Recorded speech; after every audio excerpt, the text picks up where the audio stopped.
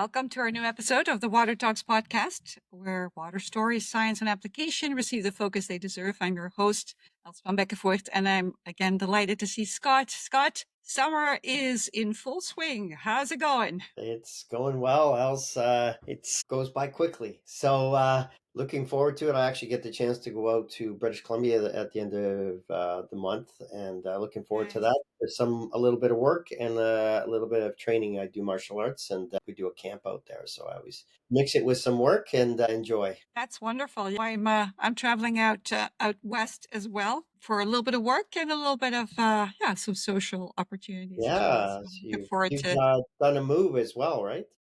Yeah, oh my gosh, it was a little kooky last month. We moved our technical office. Actually, it's wonderful. We are in a very beautiful, old, renovated building that's absolutely gorgeous, and so we're kind of a lovely part of the Greater Ottawa area. So it's nice, but it always takes a lot of effort, right, to get things set up. And anyway, I'm thinking that our next podcast, I'm going to have a podcast space. So I'm really looking forward to having we created a couple of sound booths in our new office, if you can believe it. They're completely soundproof. So you actually can go in there and have your meetings and nobody has to hear, or you don't have to hear anything that's going on outside. So that's kind of cool that some of our young engineers came up with that idea, and they've got one of those little, spaces where they can relax. Anyway, it's going to be pretty neat.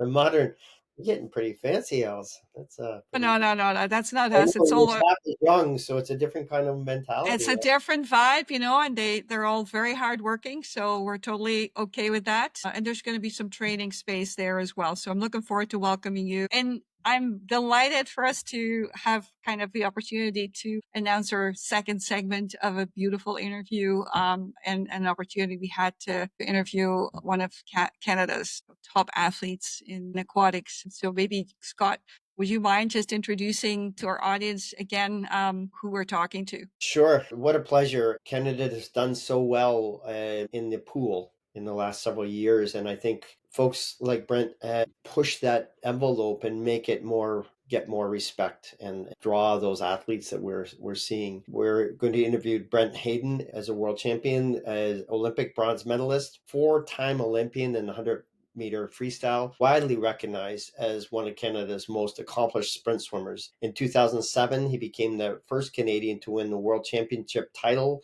in the 100-meter freestyle, ending a 21-year gold medal drought for our country at the World Aquatic Championships. And after retiring in 2012, and made a remarkable comeback, coming back in, placing fourth in the Olympic Games in Tokyo. And then at age 37, he became the oldest swimmer in history to break the 48-second barrier in the 100-meter freestyle, proving that speed, power, and resilience are timeless. Amazing story here, Els, and I'm glad to be part of part two as Brent continues his story. Yeah. No, I hope for our listeners that you enjoyed. If you haven't listened to the first part of the story, I do recommend that you go back and listen to it, because it's a beautiful timeline that we follow in looking at, a very young person, how they start potentially a journey, a dream, where they look at, okay, this is what I want to do in the future, and how much effort and dedication and resilience that has to get built into somebody's life to be able to accomplish something like that. I know, Scott, you're a sports guy. I have dabbled a little bit myself in sports over the years as well, and as a young person, but it does require a lot of commitment, and life is kind of like that. It has its ups and downs, and this story is just like it. So for yeah, our It's listeners. a strong person who's not only stepped their toe into the Olympics, but four-time Olympian. Phenomenal. Four Yeah. time. It's a Yeah. phenomenal. So be inspired. Enjoy the last of our segments of this wonderful interview from Scott and I. Enjoy. And then about a week afterwards, this was the last night before the closing ceremonies. I think I was trying to make some kind of positive Olympic experience and kind of like be able to say at least I had some fun. So we were out late, so we were drinking, we were partying, just trying to Let off some steam. yeah, let off some steam, and ended up, I guess, at the wrong place at the wrong time, because we're walking down the street and we come up to this intersection, and this is an area of Athens that's it's all pedestrian streets. Like there's no cars on these streets, and I just see this line of riot police just lined up down the side of down at the other end of the block, just blocking the road. And I'm like, oh, okay, this is not good. We definitely don't want to go in that direction. And so we kind of turn around. We're as a group, we're talking like, okay, which way should we go? Like maybe we should just go back to the village. And then next thing we know, the locals that were all out, a lot of them started pulling dumpsters from the sides and pulling them into the middle of the street and started to set up barriers. And they just started throwing things at the police. Like, so imagine like rocks and bottles, and you could hear glass shattering. And then next thing you know, the police, the whole like riot police, because they're all standing there like helmets on, shield to shield. Like it's like what you see in the movies or what you see on the news. They just started running at us. And I can still hear it was like a war cry. Like they're all like yelling and then just like charging at us, just like a line. And you could hear like the sound of like, I guess like tear gas. You could hear like the metal canisters. Canisters, yeah. Yeah. I didn't actually see anybody. Could hear it's like it sounded like what you'd hear in the movie, like a pop pop, then ding ding ding.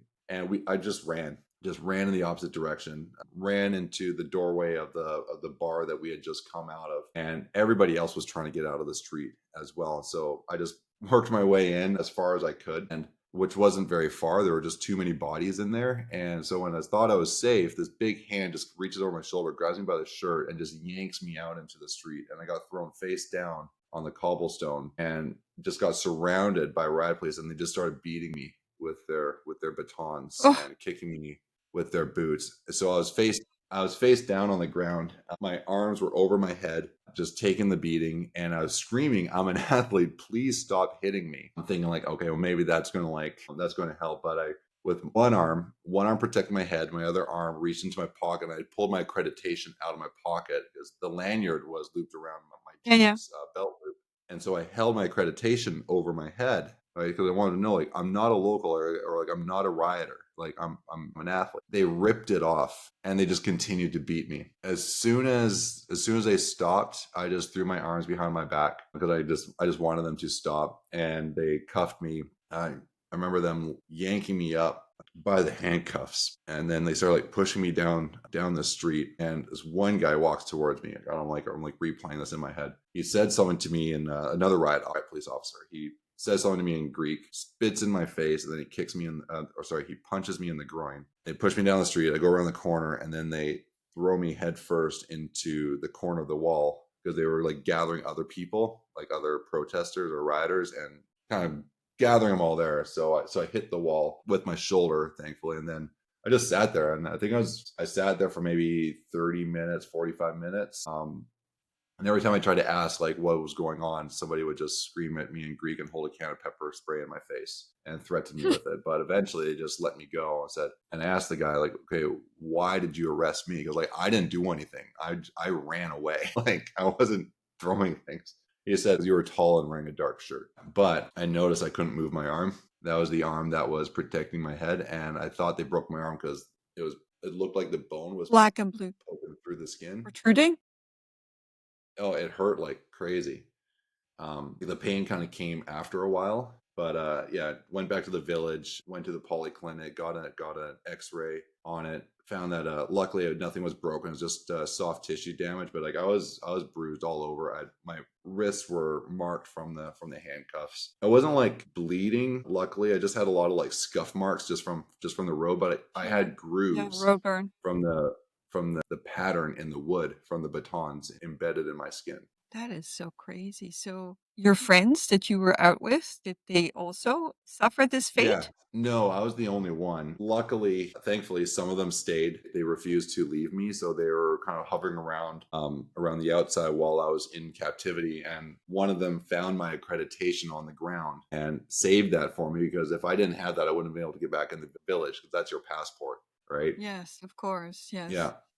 yeah. So So that's a crazy story. So I understand why you said you felt like you wanted to quit, because not only not only did you have a lousy competitive experience, but like the general like that's traumatic in and of itself. And you were how old were you at this point? Like a young um, adult, I guess. maybe 20, I think, almost 20, around A there. lot to take Yeah, but it in. was like Okay. and like I guess you could say like I was I had to I obviously had to see a psychologist after I got home, right? Sure. To kind of like process everything, and kind of come to terms with it. And I was on a path of healing, but then the story got out about this whole thing happening a couple months after it actually happened. And so, because you tell somebody, and then they tell somebody, and eventually it ends up to somebody in the media, and then it started getting Yes. people reaching out, asking me to do interviews about it. But there was one reporter that he called my parents' house to request an interview, but my parents were out of town that weekend. And so he wrote this story without ever actually talking to me, and he messed up all the facts. So he took the beating, and he took the us me swimming so poorly on the relay, and changed the date so that the night I got beat up was the night before the relay, and then used that to basically write a Say hit that's piece. why you messed up or whatever. Yeah. And that's My why I gosh, messed up. And what the a whole loser. article was Sorry. about why would I go out the night before the relay, right? Why was I so irresponsible? Let alone forget the beating. Why was I out drinking the night before the relay? That's what the whole article was about. And so when I had to start dealing with that, that's when I really started to go down the rabbit hole of struggling, because I was getting people now. That's the story that people actually were starting to hear. And so I had people even come up to me on the street, like downtown Vancouver, like in restaurants and things, blaming me for missing the relay because yeah, my parents were getting That's voicemails, tough. Yeah. right? Wow. So So so now how did you get through that? Like how did you end up obviously with I had to great talk about it. success? Yeah, Yes. that's when you need a good support group around you. So my psychologist was obviously a huge part of that, because it gave me a safe place to just talk myself through it. So even though she wasn't giving me any answers, she was helping me find my own answers. Right. I think that was really important. Like so many people, they're so quick to give advice. And sometimes that's actually the last thing you actually want to do. Sometimes all you can really do is just listen, and if you're a trained professional, you can guide them to helping them find the right answer. But being able to just speak openly with my coach, right? We would have these check-ins every single day. I'd come into training. I was required to just pop my head in. Like, I wasn't really required. It was like it was suggested. It was giving me the support that I needed. That he wanted me to just pop my head in when I showed up, to just let him know how I was doing, like how I was feeling, right? So I just pop my head and say like, "Hey, I'm good today." And I said, "Great." And then I just go and do the practice, or I will poke my head and say, "Hey, you know what? Today I'm struggling. I'm having a really hard day." And we'd say, "Okay, come in," and I'd sit down and we'd talk about it. And then I'd go into training, and he'd Hmm. help me get through the training. But there were days where I'd be in the middle of the pool, like in the middle of a 50-meter pool, and I would just start choking on water because I would start crying during my training. It's because it's not necessarily because like, oh, I can't believe that happened to me. It's that like I've lost the love of of my one thing, right? Yeah, This because one of thing that all I the had that lousy was like stuff so, that happened. yeah, Yeah. I was losing it. And so I would start to cry, and start choking on water, and I have to pull myself out of the pool. But yeah, just being able to talk about it. So whether that was my psychologist, my coach, my close friends, being able to call my parents, anybody who was willing to listen, it just gave me a way to speak about it instead of bottling it up inside where it's going to eat you from the inside. Yeah, I can understand that, and Right. that's like critically And important. But then still, so how did you turn around and then start to compete in a way that again made you successful? Because there's the coping and the dealing with and the processing, which is great, but you still have to perform as an athlete. I mean, the thing with that reporter that went on for another 4 years, so I had to kind of deal with that in the background. But I think from a perspective of speaking through it, I kind of created this sort of visual in my head, and I started picturing my whole story being put into a book. Hmm. And I just told myself, and I started seeing the pages and started thinking like, this isn't the last chapter, because I started seeing all these empty pages after this story and realized that this is just a really, really dramatic chapter in a much bigger book. But all those people that were coming up to me and saying really mean things in public, because the version of me that they have was not the real version of me, right? Because Yeah. they believed a lie.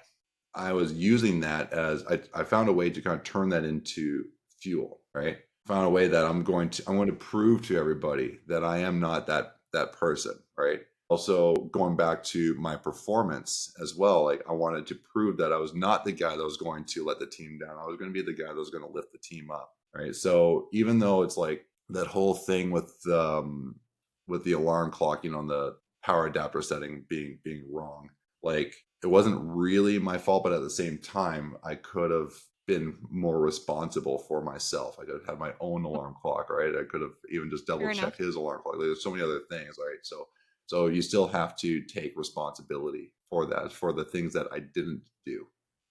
Right. So it just became like extra hyper intensive and like I'm going to make sure that I'm going to control absolutely every single variable that I can control, and then I'll adapt to the ones that I can't. So I think just moving forward, I think I actually did come out of that actually with more resolve, greater purpose, a brighter fire lit Yes. under my feet, because right. So it's not like I don't want to say like that whole scenario like helped me, because but I do think that in every situation there's always something to learn and there's something to grow from. And so I think in a way I was able to channel that, and actually it made me a better athlete, because it just gave me a deeper purpose. Yes. I can understand that. And I think obviously, it's great to have a goal to be the best you can be in an athlete, but life is more than just sports, right? So sports is just a means. In many ways, it's a kind of an allegory for life in lots of different ways, I think, at Hmm. least. And that's why we are so inspired by sports stories, because they tell us something about resilience and purpose and meaning and, love, also about relationships and those people that stand beside you in, through thick and thin, right? So I think it has so much more value than just the events or the sum of the events. It's something much more significant. And I can see that it's, means something to you and has made you the person that you are today as well. So thank you for sharing. I really appreciate that. But I do want to Yeah. hear a little bit about your medals as well. So that must have been extra sweet, I guess, after all of that. Like what happened? Yeah. What was that like for you? Yeah, so like my best years came, obviously they came after after that Yes. um those games, I guess you could say. Like I remember like my first year coming back. So I remember like I was really, really close to quitting. Now World Championships the next year were in Montreal in '05. And I really wanted to make sure that, you know, I was not going to do what I did, or what happened in Athens. And so, like I said, I wanted to be the one that's actually going to lift the team up. And so, less than a year after I actually wanted to quit the sport, I helped Canada to 2 silver medals. And so, sometimes, like people, then when they want to quit, they don't really realize how close they really are. Right. Victory. So, yeah. And then I know the next big one was in '07, back at the World Championships. We're in Melbourne. I'm sorry, this is going to be another sob story. I'll try to get through this one quickly. Because my the night before I was to get on the plane to fly to Australia, my parents called me and they said, better come to the hospital because my grandfather's not going to be around when I get home. So I got in the car, drove out to Maple Ridge to go to the hospice, and walk into the room, and there's my grandfather in his bed, and he's asleep. I guess he got very sick. I think it was pneumonia, complications with pneumonia. And my dad just told me, like, just sit in the chair next to him, just be with him. He's probably not going to wake up, but you can just being here is enough. So I'm sitting there, I'm thinking about some memories that we had. And he had like, okay, so like I'll just share one, and I'm just sharing this because for me it's good to talk about it, because I want to keep those memories kind of like alive a little bit, right? Of course. Yeah. So sorry I'm taking time away in the No, podcast to take your talk about time. something No, that's this is not really relevant. But yeah, for sure. It's okay. It means something to you. I had this little styrofoam airplane. It just came in like these little they were like 25 cents or something. It came in a little pack. They had like a little blue propeller, and I was playing with it, and I loved this thing. But the wing broke, and my grandfather he was very handy. He was a big rig mechanic back in the 30s and 40s up in the Fraser Canyon up in Boston Bar. Yes. So he had like his little workshop downstairs, and he had like a big like vice grip and like all those like these big hammers and stuff. So he took this little tiny styrofoam airplane and he put it in the grip, right? And he's turning the wheel, to clamp that thing down. He's getting all of these big hammers and he's pretending to work on it, right? And he puts like a little bit of tape on it and he gives it back to me. And I went back out. And it's like, I was just so happy playing with that thing again. So I was just thinking about that. And then he wakes up and he looks at me. And in that moment, just the very first thing that I said to him just came to my mind. In that moment, I hadn't thought of this before. And I just said, Grandpa, I'm going to the World Championships tomorrow. I'm going to win you a medal. And he smiled, closed his eyes, and went back to sleep and went home, woke up the next day, got on the plane, went to Australia. And 3 or 4 days later, my coach told me after training that he got an email from my parents because I guess they knew that he would tell me at the right time. Right? They didn't want to ruin my mindset. Of course. Yeah. With that news. So he told me after training that he had passed away. And I remember the day of my 100-meter freestyle final, I remember just being in the hotel lobby, feeling like it was the most nervous I'd ever been. And I was legitimately scared. My butterflies were just jumping right out of my rib cage. My heart was pounding out of my chest. I wouldn't stop sweating. My hands and my feet, my hands, like especially, they wouldn't stop shaking. And so the whole time on the bus going to the pool, like my hands are just shaking. I got my headphones on, just trying to calm myself down, but I just couldn't stop shaking. And it didn't seem to stop. It was even in the ready room. I'm still like shaking before the race, and I see the other athletes. They're walking up the stairs through the floor because that's how we came out onto the pool deck. It was kind of like up through the floor. We're kind of like revealed to the arena, and I just heard their names one by one and watched them walk up the stairs. Then I heard my name, and I walk up the stairs, and it was just my feet just feeling so heavy walking up those stairs. So I'm like. Right. It's not just the Olympic or the 100-meter freestyle final of the World Championships. My first time, I did it in 05. I ended up 6th, I think, in that race. But like I just remember like just this promise that I made to my grandfather. But when I walked up onto the deck, suddenly like I almost like feel his presence, and it was like, hey, my grandfather gets to see me today. I don't remember the race until about the last 25 meters. Because that's when the pain kicks in, and you gotta find a way to push through that pain. You gotta stay on your stroke rate. You gotta stay on your rhythm, right? And I just remember just having this thought of just the promise that I made, and that pushed me through. And if you watch the race, the announcer doesn't announce my name or doesn't call my name in the race until I touch the wall. And but at the moment, I didn't even know that I had won. Because without my glasses, sorry, I have them right here. Yes. Without my glasses, I can't read the board very well. And so I'm looking up at the board, and I thought it was a really fuzzy 7 next to my name. So in a brief moment, I thought I was actually 7th. I knew Filippo Magnini beside me. I knew he won because he, I don't know why, it was easier to see hit the 1 next to his name. And then I squinted a little harder and realized that, no, I also have a 1 next to my name, and we tied for the gold medal. And that was just the craziest feeling ever, being able to actually, So that it wasn't is just crazy. about being world champion. I mean, that was great. Don't get me wrong. But I think what made it even more special was just being able to fulfill that promise. Commitment, a promise to your grandpa, and to for sure. I can truly see that, and he would have been very proud of you. I mean, I'm a person of faith, I guess, and so for me, I believe that life goes on and in some other form, and so your grandpa, that's a wonderful thing that you can do something like that and hold on to that promise and mean something, right? Not just for yourself, but also. Yeah, so it's a really great story. Thank you. I guess then Olympics were after that, which was maybe the cherry on the top twice, I guess. So like I was like trying to research. I'm thinking, okay, so there was 3 Olympics, yes? Yeah. In total, Beijing didn't yes. go very well.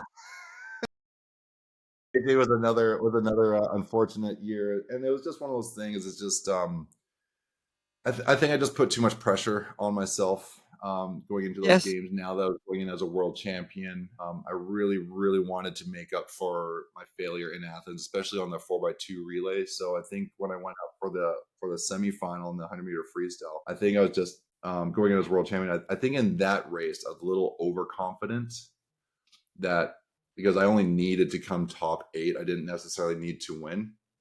So I kind of held back just a little bit on the front end, but I held back a little too much, and I ended up eating Eamon Sullivan's wake on the first length.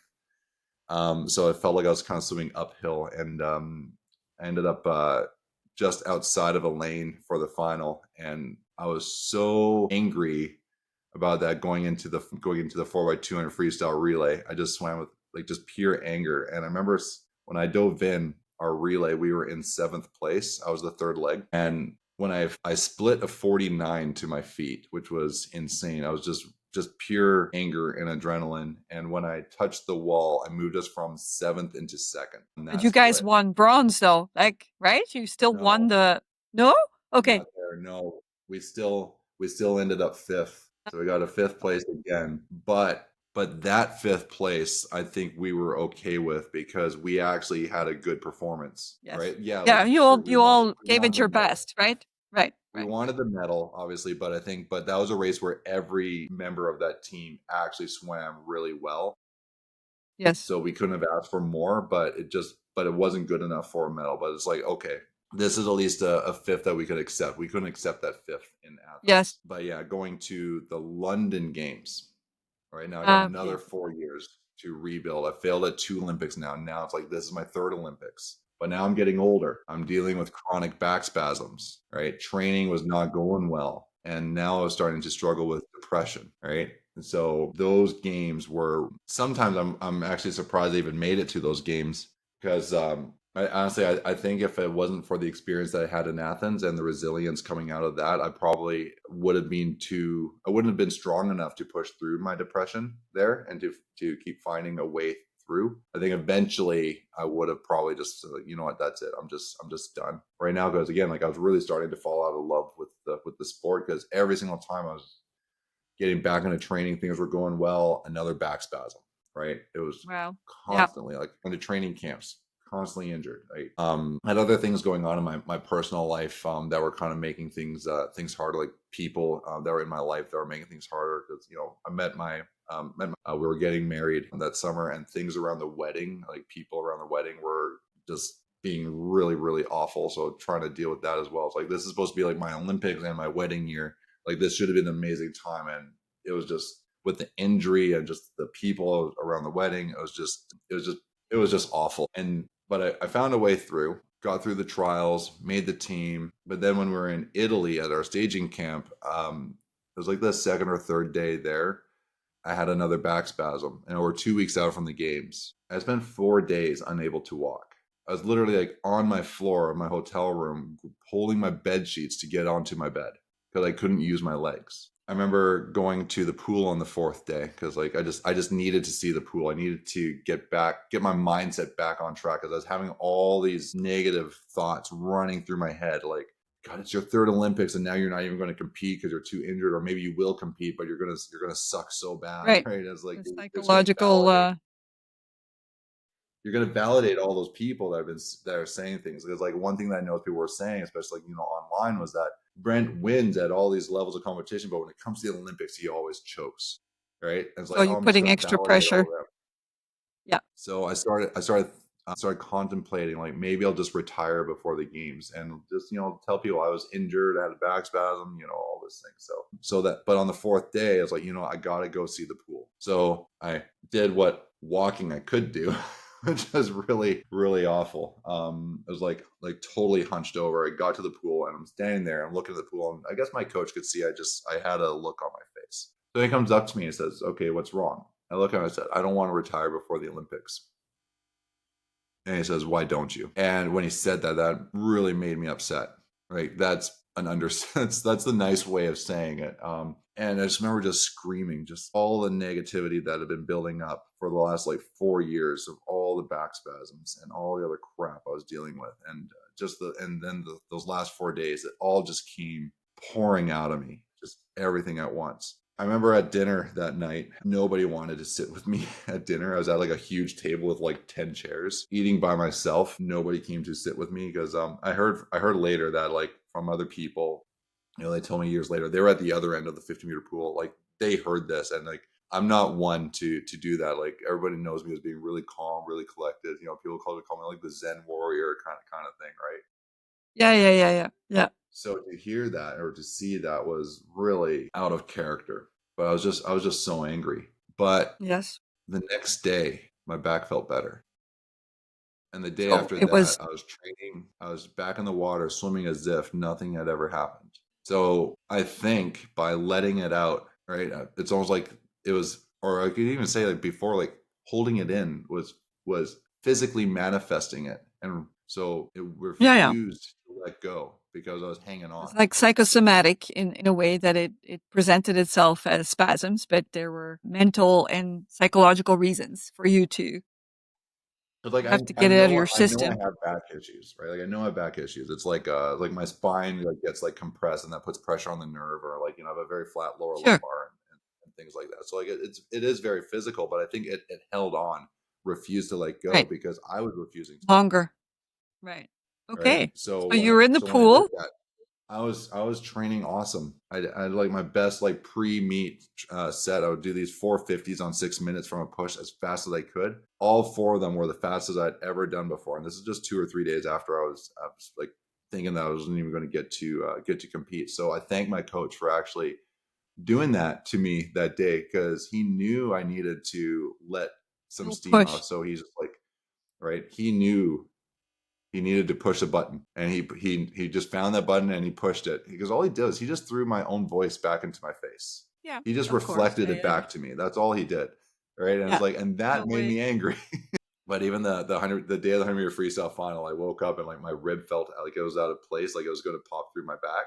And I was Yes. like, nope, not today, right? I texted my chiropractor and he's like, okay, come see me outside the gate because he wasn't allowed in the village yet with his accreditation. So I walked out through security. He had his table there on the sidewalk and he treated me on the sidewalk. People were walking by taking photos. In London, this Yeah, was, yes? yeah, so in London, yeah. But he couldn't get the rib back in, but it's like, but don't worry, you'll be fine. Like, got it. Right. And I walk out for the 100-meter freestyle final. My rib feels like it's out of place. I'm the oldest swimmer in the final by 5 years. I mean, looking back, I realized that 27 wasn't that old. But I No, think the but next still, oldest yeah.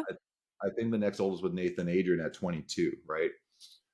And then right at the last second, I go to put my goggles on. I realize my goggle straps are wrong because it was a brand new pair of goggles, right? And I just Hadn't put them adjusted them together. yet properly. No, Yes. I put them together wrong. They were flipped. And if I wore a swim cap, it would have been fine. But with my freshly shaved head, this can be pretty slippery. So I knew that there was a chance that when the water hits while on the dive, It that was that's going to gonna, pull my goggles off.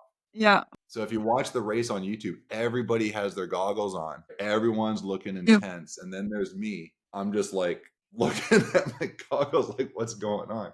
And like I think for most people they would have psyched themselves out with that. But whenever I trained outdoors, I always swam without goggles. Because for me in training, You were used to I'll it. be honest, the very first time I did this, it was because I tan really easily and I didn't want a goggle strap tan going all the way around my head. But I found that doing that, it took me back to a place emotionally when I was a kid swimming in my backyard pool during summertime. And so it was like, just felt like I'm just outdoors in the pool, right? Enjoying And so myself. in that moment, I just knew like, it doesn't matter if my goggles fill up with water, if my goggles fall off, right? I know I can still see. So I just put my goggles on and got on the block. And yeah, I think again, like I was in lane 7 and I knew that Sebastian for sure, and he was in lane 6 between me and the fastest swimmers. I knew he was going to be a little slower than me on the front end. He's a really good backhand swimmer. So like I knew I couldn't pace myself with him on the front on the first leg.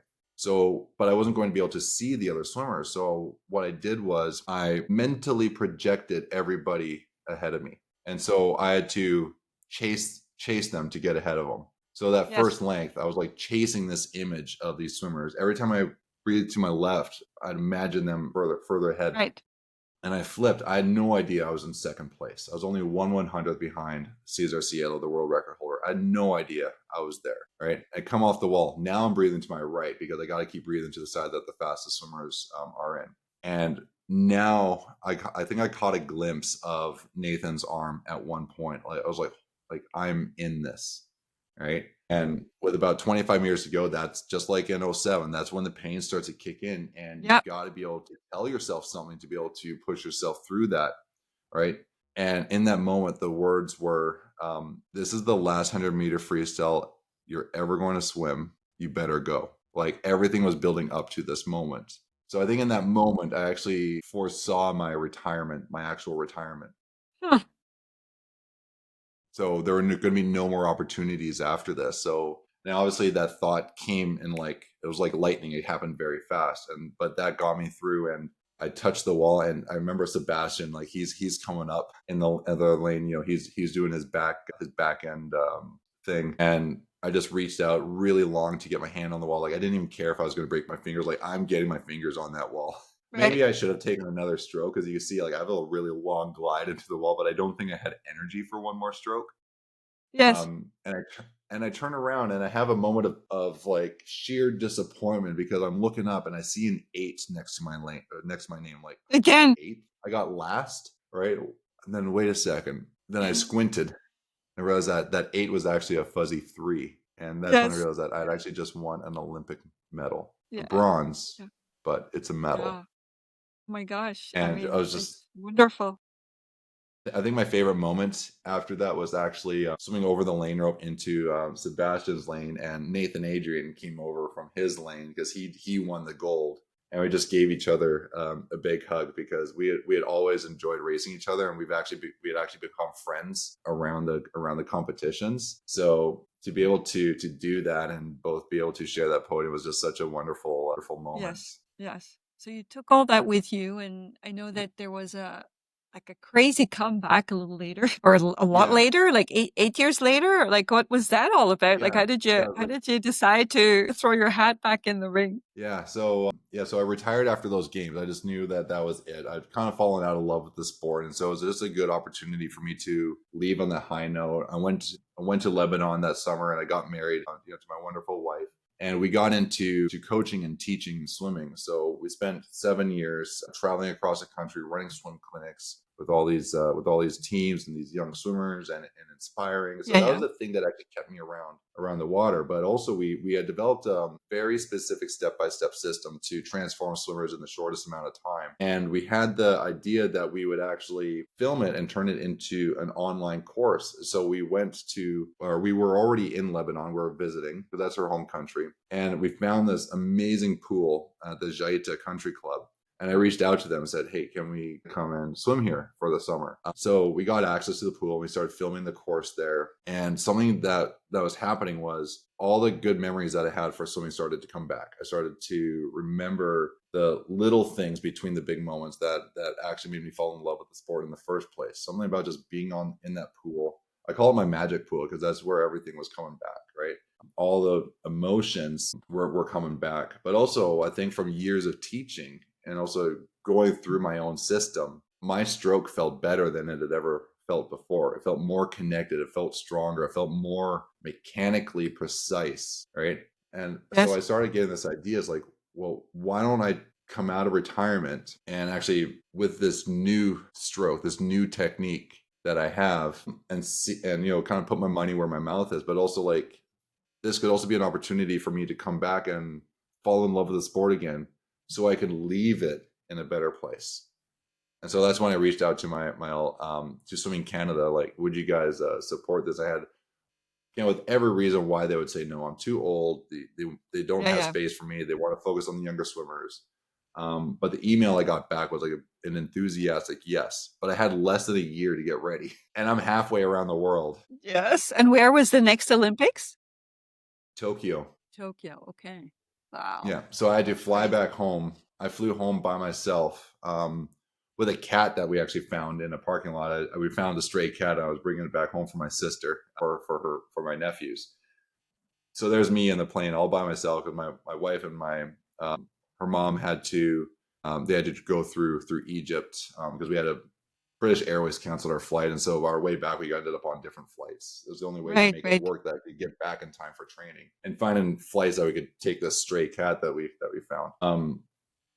Anyways, yeah, so came back home and got back into training about a week later, I was training on my own. I was going out to my old pool out in Chilliwack and stuff. But yeah, that comeback was insane because I got my Olympic A qualifying time in only 6 months. Yes. And then you obviously had an incredibly fast result. Like that was crazy. Like you changed. Yeah, I I guess know. you did change the world of swimming in that sense. So, how was that, I guess, as your comeback, or like what was your goal, I guess? Did you reach your goal? Did you achieve what you wanted to achieve by doing that? Yeah, I mean, my main goal was just again going back to when I was little, that kid telling my friend like, I just want to see how fast I can go.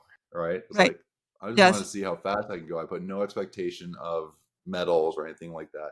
Right? Right. Because Right. if you can take care of the performance, the results will take care of themselves. Yes. But remember, like COVID happened. It was like a week after I got that Olympic qualifying time. And so I had to find ways to adapt my training. So things that I did was I got a tether and strapped myself to my mom's garden gate and started swimming in their little tiny backyard pool, stationary Yeah. swimming. I got my first wetsuit and ventured into the open water, started open water swimming. I got over my fear of open water. Well, So I had to get really adaptive. I started doing gym training at home with bands and stuff. I was working out in this little grassy patch across the street in front of the funeral home, putting the bands on like the no parking sign, right? And just do like literally doing anything and everything, just finding a way to just to keep moving forward. But yeah, I got to the games. Um, I was the oldest swimmer um, at those games from any country at 37. by far, I'm sure. Yes. Oh, yeah, by far. And leading off that relay, we almost didn't even have a relay for Tokyo because at the trials we were ranked 15th, and so we were actually close to being knocked out. So we put up a Yes. time trial to give us a Allow better yourselves ranking and in. a better chance. So we did that. I think we moved ourselves up to 11th or 12th, and then at the games nobody believed in us.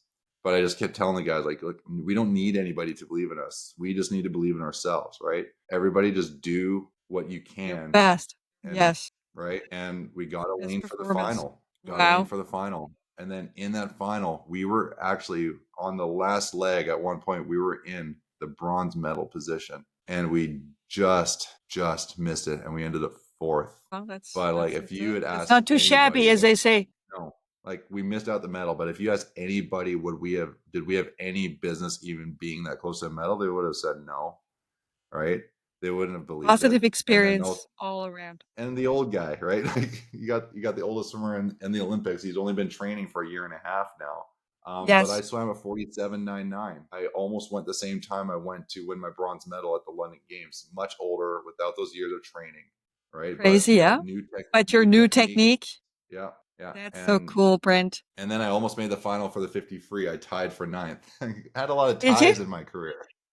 Yeah, but I'm Yeah. thinking as a sprinter, though, age does matter, huh? I'm sure you feel the difference. Like, like it's such an There are important, things. My reaction time out the blocks were definitely slower, yeah, but my speed in the water was better. So we had a little bit of a excellent. catch up, but almost made it back in. Yeah, But for sure. I was talking to Bruno Fratis. So he became a friend of mine during this time. He was one of the people that actually I reached out to for motivation to tell me like I could do this, right? I reached out to him. Oh gosh, what Brett Hawk I reached out to, and Anthony Irvin I reached out to. So they were all kind of like pumping me up to making me believe that I could do this, that I wasn't totally crazy. But he said that when he saw me walk into the ready room for this, Bruno, when I walked into the ready room for the 50-meter freestyle semifinal, he said, he's like, you just had the biggest smile on your face, right? Yes. I didn't know I was smiling, but I just remember walking in there. I was like, I did not think that I was ever going to be back here again. Like I It's thought kind of this like a life was full past me. circle, right? Like it's a beautiful Yeah. story because you started with real love for the water and for, your imagination taking you to different places, being in the water as a little kiddo and then, ending up back loving it, which is really great Hmm. because it's sad when you kind of get to a place where you hate it and you don't like it anymore and you're kind of fed up with it. You know what I mean? It's like, so it's Yeah. kind of nice that you're able to get to a really great point in your life and in your love for swimming, for the water. Obviously, professionally, you still liked it, but it's nice to have the joy of it back. Yeah. It sounds like you Yeah, have the joy back. I do, and so it's like, yeah, there are medals, there are performances, there are records to be broken, but for me, it's just like just wanted to love it again. Yes. Oh no, I understand that. We are our focus is really more on the mechanical and the kind of the chemistry side of water and making that as safe and as healthy and as comfortable as possible for the people that interact with it. And I'm a swimmer, like I'm a hobby swimmer. I'm not a swimmer like you are, but it has significant impact as well to make that a comfortable experience to ensure that water health and air quality health is something that's looked at. And so we feel like we're contributing in a small but tangible way, I guess. So, from your perspective, I know you shared a little bit when we met at the conference in Niagara Falls, a little bit about, okay, swimmers have a tendency to develop asthma more. Maybe we can talk about this just a little bit because we're trying to do whatever we can to actually, to remove the root causes of those things so that swimmers can interact with the water in a healthy and safe way, and they're not going to develop those kinds of problems. So maybe if you could speak to that for just a few minutes as well. Yeah. I remember the very first time I actually experienced the asthma. Again, it was back in summer club swimming. I remember just feeling like a tightness in my chest, struggling to get that water in. There was just real irritation. So I was coughing, but none of the other swimmers were coughing. It was just me. But I didn't actually have asthma, right? Right. I wasn't an athlete that had asthma. It No, was it only was only at the pool. irritation. Right. Yeah, because I was in other sports, right? And that was just the only place where that was actually happening. And then when I got to university, again, like it was there were just days where it would just be coming out and just like I remember I'd have to get out of the water and go open up the door to the outside, and I would just sit there Yeah. and put my Get a head in breath the of fresh water, air. right? I had to have the lifeguards give me oxygen a few times because like I just suddenly just couldn't breathe, and so Hmm.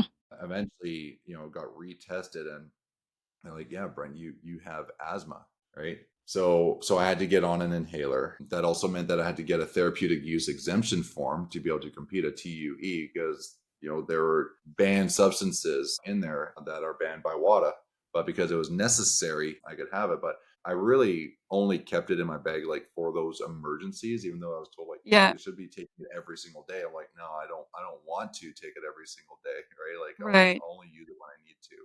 I remember at a meet in Toronto, it was the old Etobicoke Olympian pool, the warm down pool. It was just like a little wading pool on the side, but there were just so many swimmers in there. And so I remember doing my race and walking in there, and you could just smell the chlorine. Like the smell was just intense. And I dove in and swam across the pool, and right away, like just full on like asthma attack, and just everything just clenched up. I couldn't breathe anymore. And like I just got out at the other end of the pool. I went running back to my bag, like not getting any oxygen in. Like I started feeling like lightheaded, and just got my inhaler and just like took a puff and ended up. I think I had more races to do in that meet, but I was like, I'm not racing anymore. So yeah, it was awful. But after I retired, like I never experienced it again because guess what? I wasn't around those pools, or if I was around a pool, the Yeah. circulation was better. I was outdoors, or Right, right, any right, right.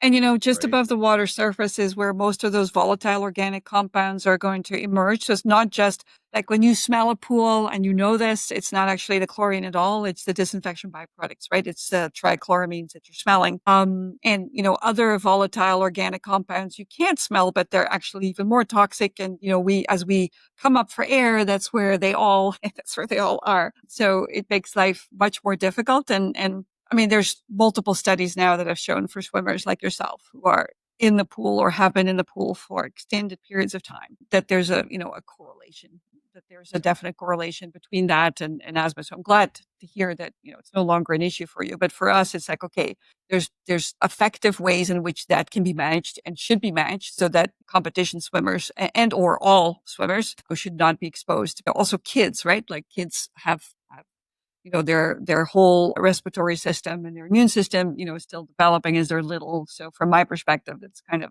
an essential component. And there are some jurisdictions that are really starting to clamp down on this. They have regulations for it, for disinfection byproducts, and they're tracking it actively. So our goal, I guess, is to try and minimize and remove the root causes for some of those things so that at least, and sometimes I think about, okay, if the water was really healthy, would it improve actually your performance as an athlete? Like, I think those things matter. Your oxygen intake, the way that your body can, function in a highly competitive situation. So anyway, those are things that maybe haven't been studied to the nth degree, but we're certainly interested in, Yeah, it's like one of those things. Like participating I in. think I think we know it's happening, and you're absolutely right. Like if we could breathe better, we would perform better, right? I think so. Oxygen is fuel, right? But even just Exactly. think of even just from the interruption of having to get out of training and not be able to do that training session. So there's a loss of training there as well. But yeah, like when I came out of retirement, like that was definitely a concern. Like, is this asthma going to come back? But in the meantime, like during those retirement years, they replaced the old UBC pool and built a brand new state of the art one. So it was better. So the air quality was much better. The systems that were running the pool were much better. So that asthma never came back. So in my comeback, I didn't have to use my TV. So my Inhaler. asthma Nice. went away, right? Okay. So Yeah. it was always just Very these interesting. older pools where it Yeah. was really, really bad. Yeah, and it's But a yeah, water chemistry issue, like, even with older exactly. pools, and we've worked with some municipal clients who have older pools, but if you can get your chemistry in order, generally speaking, you actually will remove and or, greatly reduce those disinfection byproducts. And in fact, the trichloramine smell should not be an issue anymore. You shouldn't have to be exposed to those kinds of things. It's really a pool water quality Absolutely. management issue. Thankfully, it can be solved, so that's a good thing. I do have maybe like we've had a wonderful conversation, and I think we're going to air this over a couple of episodes because I didn't want to interrupt your story. It was a compelling one. It's actually Sorry, thank very you. I inspirational. know I can ramble a little bit. No, no, no, no. That's okay. But I wanted to ask maybe, who's Brent today? Like, what have you taken away? Maybe is there a message that you want to share with our audience, either, aspiring swimmers or just generally for life that, you've kind of gleaned from all of this? And, what are you up to these days? Maybe just a couple of those things just to. So I'm still coaching and teaching. I do a lot of one-on-one teaching virtually as well as in person. So working with swimmers around the world as well as locally to help improve their technique to swim faster, less effort. Finding their energy leaks. Plugging those up so whatever effort they are putting into the pool, that they're actually getting maximum propulsion and speed and efficiency out of that, but also we're trying to also make swimmers' shoulders healthier because, like, I think a lot of the ways that a lot of coaches and instructors are teaching swimming is actually hurting a lot of swimmers. Because, like, when I was, on every team I was on growing up, whether that was in summer club or winter club, university, varsity, national team, international, swimmers were chronically injured, right, with their shoulders. But here I was at 37 years old, changing my technique, and that was the best my shoulders ever felt. So I kind of like making sure that other swimmers can find that as well. And we've transformed so many swimmers. I've even had I had a swimmer say that they actually got to cancel their surgery because they didn't realize that the root cause of all their shoulder issues was their and the alignment of how their shoulder was actually moving. So we're not just making them faster; we're trying to make them healthier Yeah, as well. So that's a that's big great. thing that we do. I'm also the sales rep for Finis here in Canada, helping swim schools and swim teams and swimmers get the best training tools and swim equipment gear that they can have access to. So that's also been fun and exciting, and that's how we met at the conference in Niagara Falls. I was there representing Finis. So and just doing that. Doing that. No, and that's great. And I think, everything that you've learned through, the last 20 years, let's say, or 25 years, those are all wonderful life lessons, right? So it sounds like you have a very, lovely wife and a happy, relationship, and, you're doing things that give you joy. And I think that that matters greatly as well. And so everything that's been difficult in your life, is certainly, I think, helps us also to appreciate all the good and be thankful for all the good that's in our life as well. Yeah, absolutely. Yeah. Well, I think we've covered a lot. So I wanted to say thank you, Brent, so much for making the time. I know you're a busy guy. You got lots going on, but it's a compelling and a very interesting, fascinating, and inspiring story as well. I think it takes a lot for us to share both our successes and our failures. So I really do appreciate that. And, for all of our listeners who either are in the business of operating swimming pools or enjoy swimming or somehow, connected in our space, I think they will really also appreciate your story. So thank you so much for being with us Thank you today. so much for having me and allowing me to share this with you.